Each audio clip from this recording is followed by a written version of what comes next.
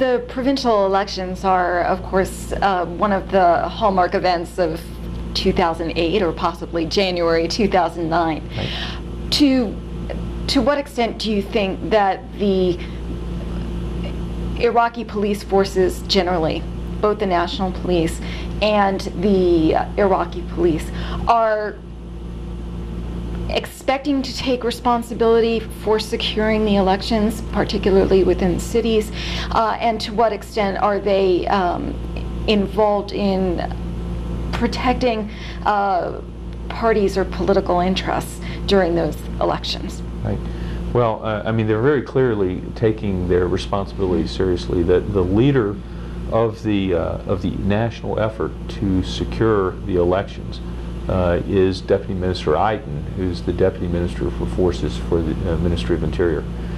He clearly is in the lead. The Army is in a supporting role for the elections.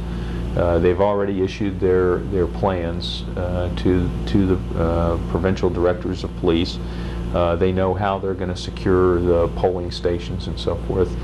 And so they're doing the work to prepare for that. They're already in the voter registration phase, and the police are playing an active role in helping to secure the polling sites. And in fact, just before I left, we had the transition of a province to provincial Iraqi control, and one of the problems was that the police didn't cover down on some of the polling stations because they had this big security challenge of making sure that the ceremony for the provincial transition of responsibility was secure, and so they ended up with a polling or a registration station not being secured that day by the police, and so that got reported and caused them to make some corrections the next day. So they're really taking the responsibility seriously. They have experience doing this. Sometimes I have to remind my friends that the Iraqis have gotten a go at the business of securing elections now several times in the past. It's always a challenge. It's a monumental effort. But the police are I think, taking their responsibility seriously. They're performing well so far. They have very good plans for how they're going to secure the election on election day, and I think they're going to be successful. Will the coalition play a role in helping the police make the transition from a counterinsurgency force to a rule of law force?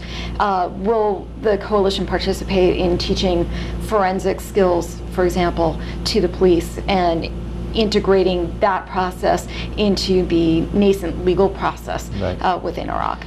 We're very active in doing all those things. To start with, in terms of the transition to the rule of law, the interesting thing that happened about 4 months ago was we got a call from Multinational Force West that said, well, here in Ramadi and Fallujah, our police departments are pretty well skilled on their counterinsurgency tasks, but they really don't know much about enforcing the law, and so we need to have some help in terms of training to do that. And so we worked in partnership with the Ministry of Interior to develop a mobile training team and develop some training aids that we could hand out to Iraqi police, and went out and conducted training on the basics of, what does the law say and what's your role in enforcing the rule of law. And some of it was very, very simplistic.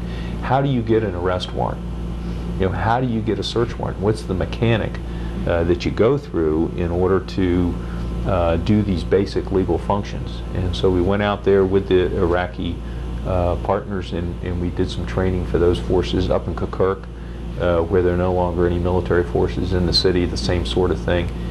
So it won't be one day everything changes, but kind of spot by spot you'll see some of these changes, I think. And so as this demand grows for learning about those things, obviously we're helping. Part of our help is in helping Iraqis become trained so they can do this without us. So that's why it's a joint effort at this stage. As time goes on, we anticipate it'll be an Iraqi effort to go out and do those kinds of things. In addition, we're working with them on institutional training, and that is Right now they go to training to become an officer at the Baghdad Police College, and that's the last training they ever have.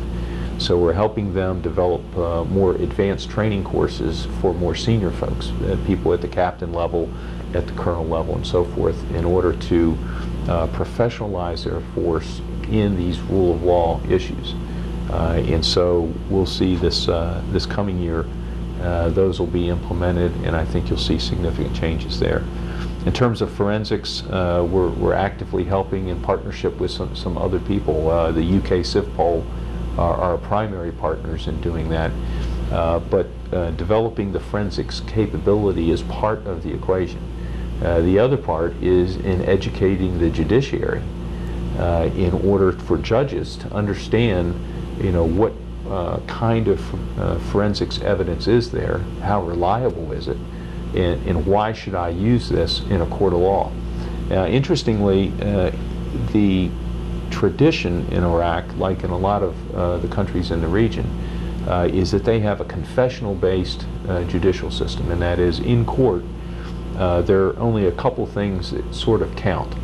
One is direct eyewitness accounts of a crime, and the other is the confession of the criminal.